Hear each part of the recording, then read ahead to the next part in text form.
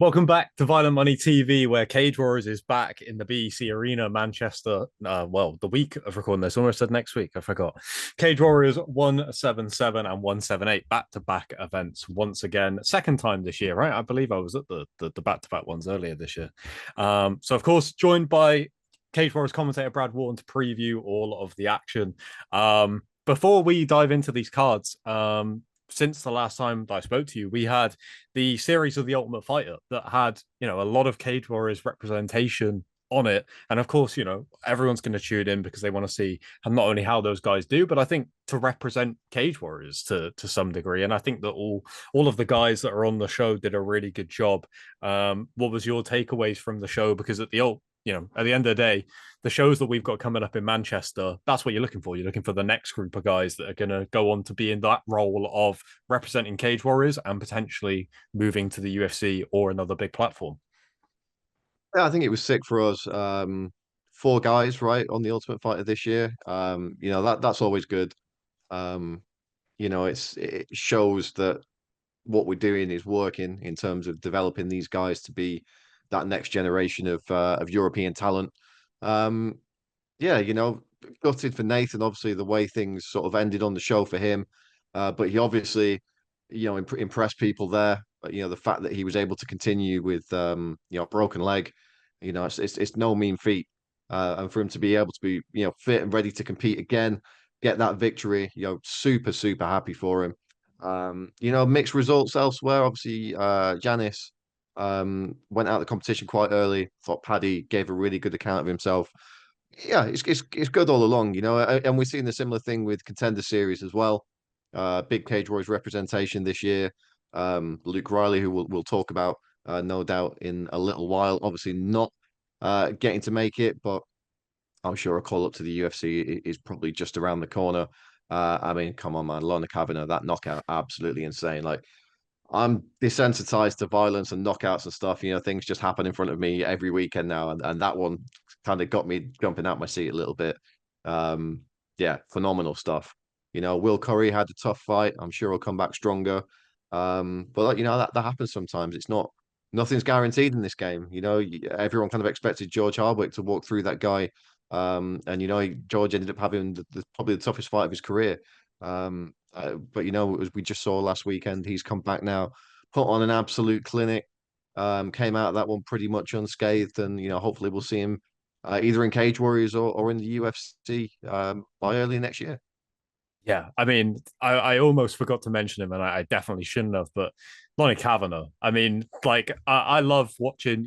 We've spoke about several guys there already who have had their ups and downs in Cage Warriors, and it means that when they get to that next stage of their career, it's even sweeter.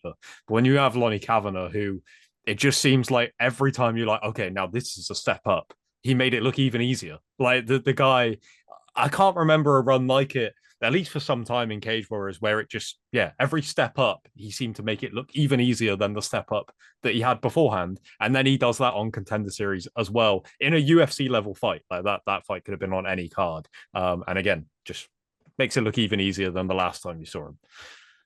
Yeah, he's special, man. Like, I remember calling Lonnie's fights as an amateur many years ago on what is now the Cage Warriors Academy Southeast, BCMMA back in the day.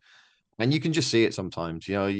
That's not to say that like people who you don't get that first impression of aren't going to go on and be great, but sometimes you'll see an Ian Gary or a Lonnie Kavanagh or a Conor McGregor or a Patrick Pimblett, and you're just like, yeah, this guy's got a little bit of everything. They can fight, but they've got that kind of that presence about them. They've got the attitude. They get the media side of things. They get treating themselves as a commodity, if you like. And Lonnie Kavanagh's just got a bit of everything, and I'm sure he's going to go on to do fantastic things in that UFC flyweight division. I think you're going to jump into any division in the UFC and get to the top as quick as possible.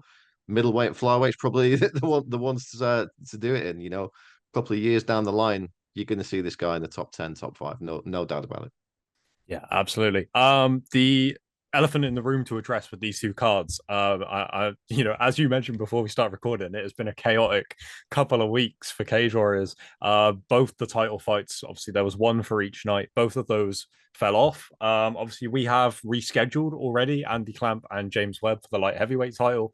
Do you know if there's an update on potentially seeing James Sheehan and Giannis get rebooked? That's a fight that I can't wait to see when it does happen.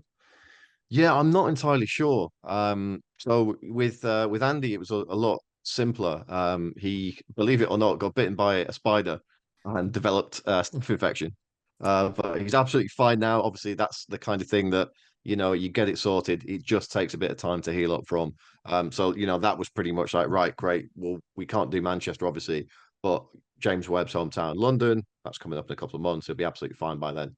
We'll just shovel it along. With James Sheehan, broken hand, so obviously a bit more of a complicated injury. And with the schedule we've got for the end of the year, obviously we're in Newcastle and London, and those cards are going to be super, super busy. After that is San Diego. We can't really take guys up to San Diego, issues with visas and work permits and all that stuff. I don't know is the answer. I suspect it will be on the first card next year. But you've kind of got the situation as well where O'Neal Brown's got next, right? Because he won the prize fighter and he has a bit of history with James Sheehan. I know both those guys are probably going to be quite interested in running it back. So whether it is James versus Emil, whether it's James versus Giannis, I don't know if Giannis is maybe going to fight on Cage Warriors before the end of the year, or does he want to wait and get that title shot? I'm not sure, but it's not a problem to have options. And I know a man called Sean Clancy Jr. who's keen on fighting any of those guys. He's looking to do anything he can to jump the queue. So maybe we see some combination of those four guys fighting and the winners fighting in the summer. But yeah, it's a fun time to be in Dean, I think. Yeah, yeah. I mean, the options there, literally any which way you slice it, those are fantastic matchups.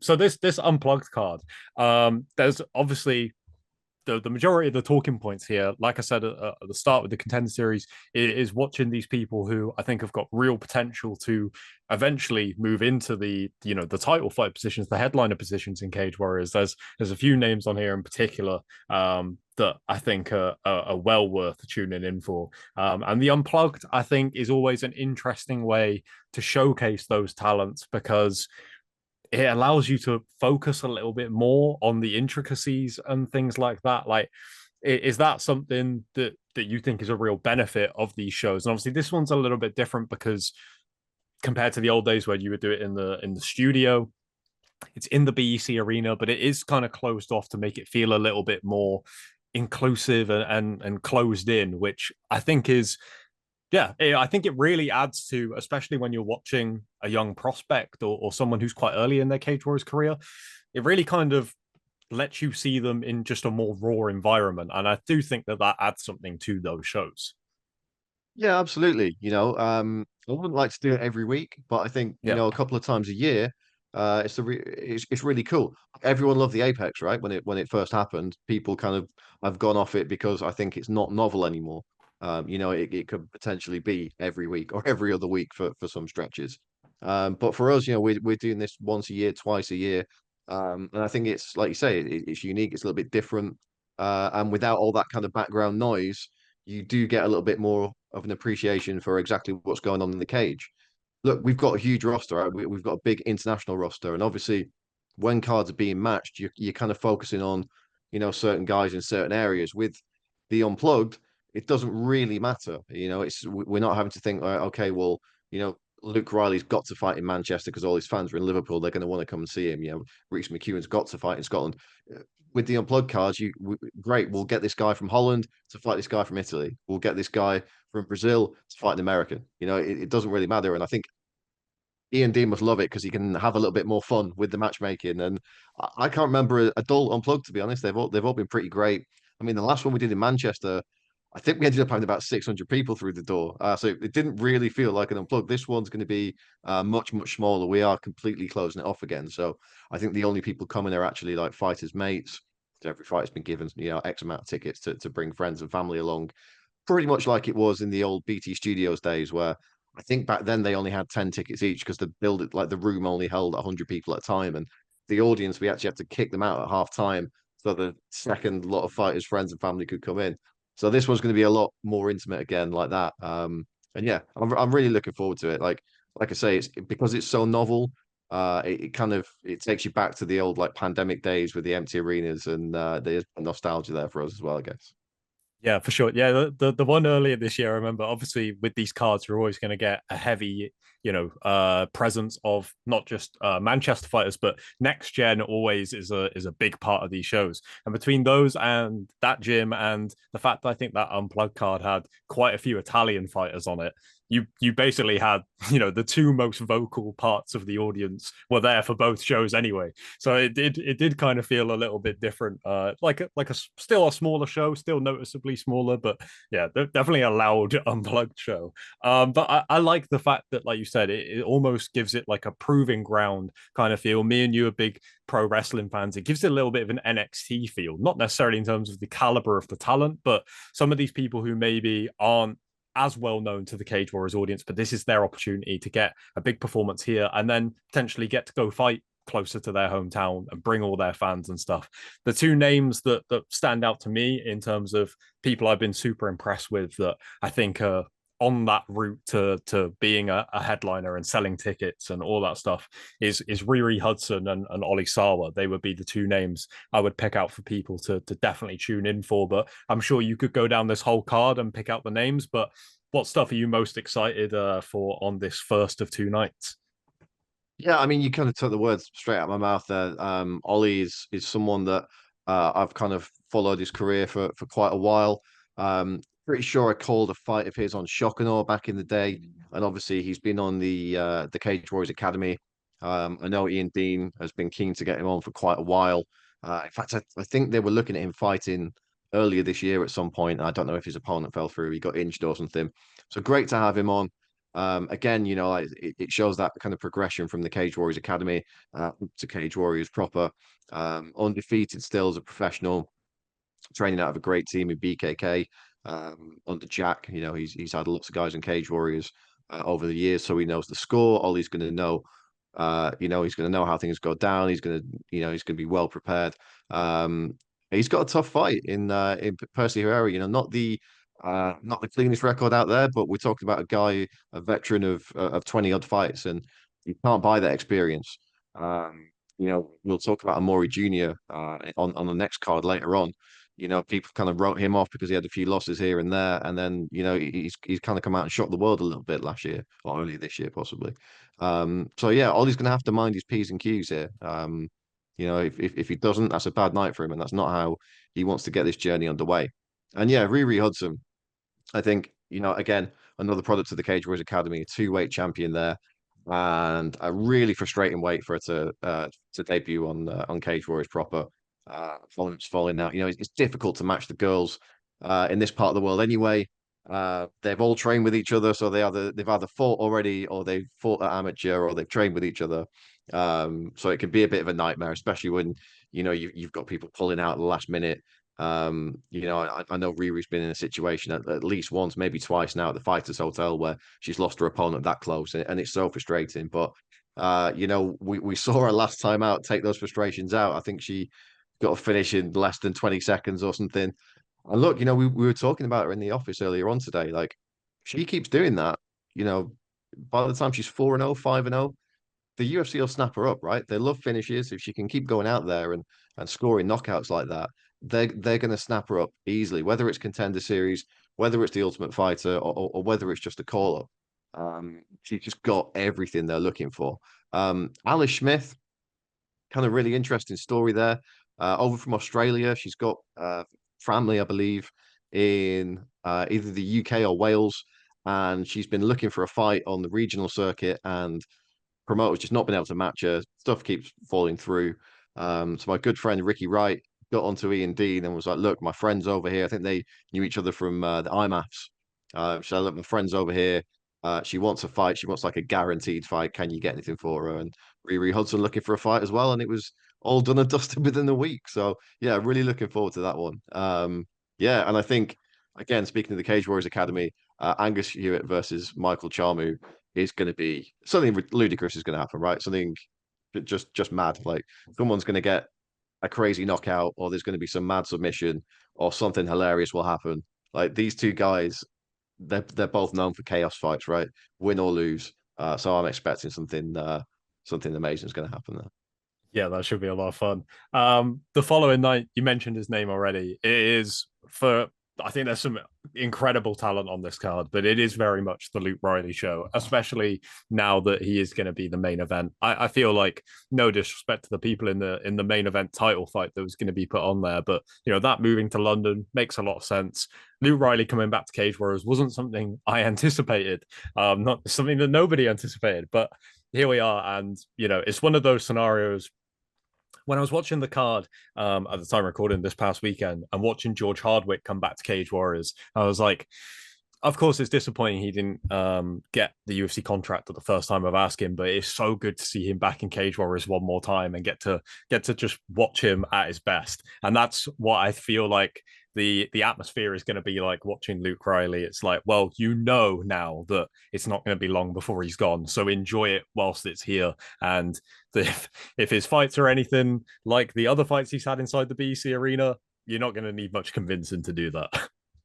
Absolutely not. Look, the best and most enjoyable and rewarding part of what we do is making these guys and girls' dreams come true when they get that call to the UFC. The worst part of our job is those guys all going to the UFC. From a purely selfish point of view as a fight fan, like I want to sit and call Luke Riley's fights until the end of time, until I'm old and grey, and I'm not doing this anymore. And obviously, for Cage Warriors as a promotion as well, great to have Luke Riley on the card. Everyone loves Luke Riley. Everyone wants to see Luke Riley. So you're always it's always bittersweet. But look, that's the game. That's what we're here to do. But yeah, obviously, a visa issue. It just took a bit too long. The UFC needed it done quicker than it was going to go through, apparently. Whatever that was. Great to see him back. Like, this is like you say, it's like this is that moment now. Like if you're a fan of Luke Riley and you've been to the BEC before and you felt the atmosphere, like the atmosphere for Luke versus Riley, one of the sickest I've ever heard, certainly. Maybe you've just watched him on TV or watched him on Fight Pass or seen the highlights. This is your last chance. Like get a ticket now.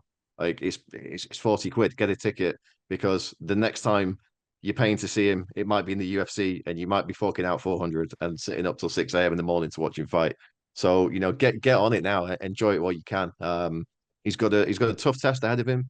The guy he's fighting Ja Rule, for God's sake. The guy's nickname's Ja Rule. So I've got like 10 golden commentary lines already lined up for this one. So you don't want to miss that for starters. Just been going through loads of old Ja Rule songs basically and writing bits down. But all jokes aside, he's a tough customer. He's a good all rounder. He's got heavy hands. He's got a good ground game as well. Wrestling, not so sure about that. Is he going to have to use wrestling against Luke Riley? Probably not, unless he gets absolutely bingoed at some point and doesn't go down. I'm seeing this one on the feet, and there's not many people you'd pick against Luke Riley on the feet. But again, as we said about Ollie, he's got to mind his P's and Q's here. Now, every fight that Luke Riley has between now and that inevitable UFC call up is the biggest and most dangerous fight of Luke Riley's life. He has to win. And he doesn't just have to win, he's got to knock these guys out. He's got to finish them. Like the UFC, everyone's heard. I don't even know if you call it rumors. It's just a fact, right? They want guys with knockouts. They want guys with big finishes. They want guys with clean records. If you go to a decision that's boring, all of a sudden you're at the back of the pile. If you get knocked out, you've got to win 3 or 4 to get back in there. So very, very important night for Luke Riley. He's got to not let it go to his head. He's got to not take anything for granted. And look, this Brazilian guy coming in, Junior's going to be thinking at the back of his mind, well, if I go and bang Luke Riley out, or if I go and choke Luke Riley out, all of a sudden I'm the talk of the town. And that's me getting that shot at Contender Series next year, not him. So big fight for both of these guys. Yeah, I think that if it was a bunch of other fighters, I'd be questioning, is this going to weigh heavily on Luke Riley? The fact that he's kind of defending his chance to go to the UFC here. He already got the opportunity, and now he's got to keep winning in order to keep that alive. But from the times that I've spoken to Luke Riley, he doesn't strike me as that kind of guy at all that will think of it like that. If anything, he'll be more motivated to go and stop this guy as quick as possible, almost to prove a point to people that, I'm sure that he's got some messages. Him and his opponent that was supposed to fight in Contender Series were going back and forth a little bit like that. He's a guy that just loves it, and I think that even if you told him, you don't need to do this, just wait, he would still go and do it because he just loves fighting. He is one of those guys that is a mixed martial artist first and foremost because he loves it. And this is a kid who would like disappear from school for a week, and then he'd go back in the following week, and his teacher would say like, "Where were you?" And he'd be like, "Oh, my parents took me to Thailand to have a fight." Like he was doing Thai boxing matches like I think he was like 9 or something. There's if you put his name into YouTube and with Thai boxing, you'll see a very very young Luke Riley just handing out absolute whoopings over in Thailand in the Thai boxing ring. Like this is a kid who loves what he does. I don't think a lack of confidence is ever going to be an issue for Luke Riley. Like he's one of those guys who's you know similar to Connor in the respect, not in terms of like their attitude or anything, but the way that they've basically just said, right, no, I'm going to be in the UFC in X amount of time, and it will happen. I believe it will happen for Luke Riley as well. yeah, also a person that is extremely critical of himself after wins, and I think that that is, a brilliant thing about him. That he isn't happy with just putting on some of the best fights you'll ever see in Cage Warriors. He wants to beat these guys without getting hit, and so I'm sure we're going to get another fantastic performance from him on this night. It's just very bold of you, Brad, to say that people should expect, all of these Ja Rule calls, which I'm definitely going to be paying attention for, and I'm going to have to do my research because Mitchell Good is on this card, who potentially it owns the best call in Cage Warriors history. I don't. We'd have to go through the record books, but blame it on No, the it is buggy it is is. best. It is the best, perhaps in all of MMA. Actually, you know, John Anik from not the cloth from which he is cut, average at best. No, I kid. Unfortunately, Mitchell is not on this card. He's another. I've been another late casualty on this one, so I really do hope we are going to see him before the end of the year, but not exactly sure what the issue is. But literally, I think literally in the past 24 hours that sort of came to pass. As we say, it's been one of those cards we've just had no luck whatsoever. But we've had a phenomenal run throughout this year of not losing major fights. But it's just our turn at the moment. You look at the Bellator card, which is going ahead on Saturday, so a couple of days' time as we record this, and they're down to 9 fights, I think, and they lost their main event. It's the game, man. It just happens. It'll happen to the UFC. It'll happen to the smallest small horse show. It just so happens we've got 2 cards back to back, and it's been our turn this month. Yeah, like you said, that been quite fortunate so far with keeping a lot of those big fights together, especially through the tournaments. That is such a difficult thing to prepare for. So I guess maybe due a couple of these scenarios at some point, but Look, there when is when there's still 50 grand on the line, if the doctor asks you that's after that true. first fight if you got any injuries, you just shake your head and smile. That's very true. Yeah, we've been super lucky. We had the American guy pulled out ahead of the welterweight tournament. Rafael Aronov had been chomping at the bit to get in there. Was happy to step in. But yeah, no, these tournaments have been great. We're already seeing Liam Gittins versus Shirzad Kadrian. It's going to be one of the title fights in London. And as we sort of mentioned briefly before, Emil Brown, he's going to be one in that second crack. Whether he gets it against Bachar, whether he gets it against Sheehan, both those fights, there's history there for him. Or whether he ends up fighting a Sean Clancy Jr. at some point. A lot of fun to be had. Yeah, fantastic stuff. To highlight a few other things from this card, I think that if I was going to tell people the one guy maybe aside from Luke Riley to tune in for, it would be Ryan Davis, who I've been so impressed by during his Cage Warriors run. Although I think that if there's one that I'm going to be setting an alarm for just so there is no chance that I miss it, one of the best Cage Warriors fights I can remember in terms of two 0-0 guys going up each other with Shea Ingram taking on Ngannou. That fight is, give that a couple of years. If this was a few years down the line and both these guys are, 4-0, 4-1, something like that, that's a main event caliber fight in just a couple of years' time, I think. Yeah, absolutely. You know, everyone is super big on Shea. Of course, training with a phenomenal team up in the Midlands. Um, very, very successful amateur career, 9-0, I think, off the top of my head. He went as an amateur, and you know, not fighting nine cans.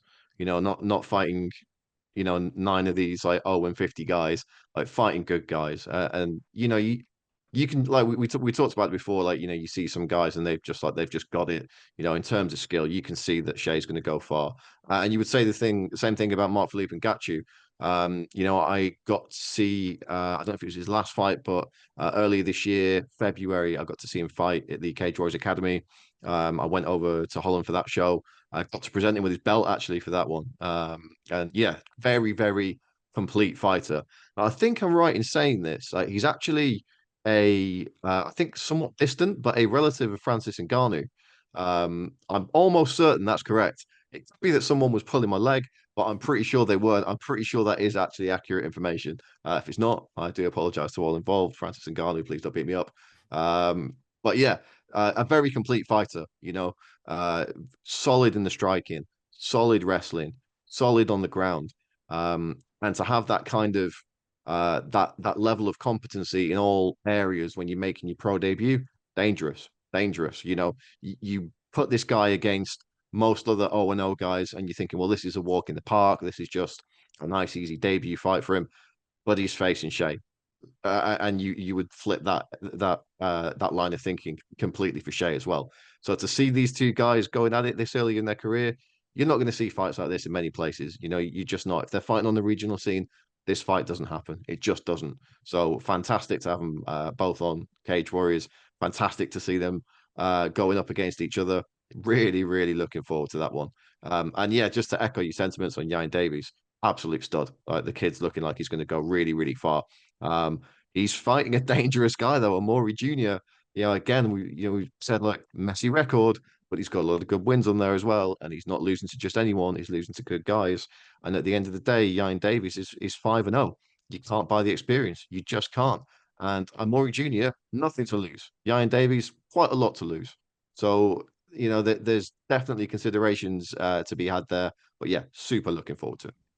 Feel like in those two fights we've hit two of the staples of Ian Dean matchmaking, why he is such a phenomenal matchmaker. You know, you've got two guys right at the start of their career who most promotions would simply not match together because they're both going to ascend up the card. Why have them fight now? Have them fight way later. And then you've got another guy, really good prospect, and he's fighting a guy who maybe doesn't have the best record, but he just pulls these guys out of his hat who are going to give anyone a tough night. And you really get to learn a lot about these fighters. You know, Yain Davis obviously has looked phenomenal, undefeated, but you want to see, you know, what happens when he loses the first round? What happens when he's 2 rounds down and needs a finish? You know, what happens when he gets cut and he's got to battle through that? And Ian Dean, I don't know how he does it because I don't see other promotions doing it quite as well as he does it. Of finding these guys that are just at the amount of times I've watched people. Am I right in thinking Amori fought Adam Cullen, right? That's right. Yeah. And I remember messaging Adam or potentially speaking to him after that fight and being like, what was that guy made of? You hit him with the kitchen sink and he wouldn't go anywhere. Like so many tests like that that Cage Warriors I think does a fantastic job of, and I'm really interested to see how Yain does because it does feel like he is on that trajectory. But like I said, but there's still maybe some questions we need to find out about him.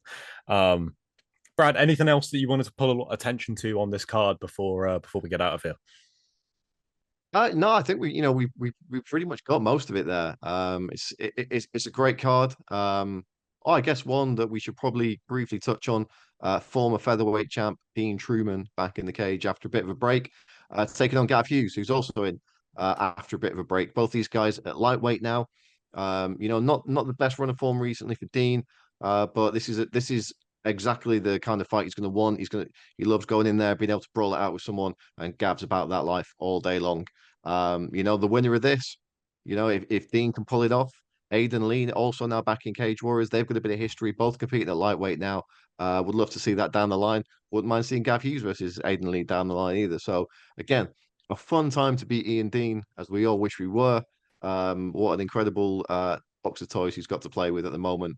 But yeah, always good to see the former champ Dean Truman back in the house. Yeah, that should be a great fight as well. Where can people grab tickets for the second show, right? Because the unplugged one is very, very unplugged this time around. Well, I'm glad you asked. People can get tickets from cagewarriors.com. Yeah, just head over to cagewarriors.com. You will find tickets for Cage Warriors Manchester and Cage Warriors London and Newcastle, and very shortly San Diego, and also very shortly the mysterious Cage Warriors 179, which hasn't been announced yet. So check back maybe next week. And if you like pasta and pizza, you might be in for a treat. Yeah, well, I look forward to it. And after hearing, how stacked these cards are going to be, I'm even more excited for it. So I'm sure I will chat to you very soon, Brad, either over, across Zoom or in person. But until then, mate, thank you for your time as always. And yeah, I'll catch you at a show sometime soon. My pleasure, mate. Take care.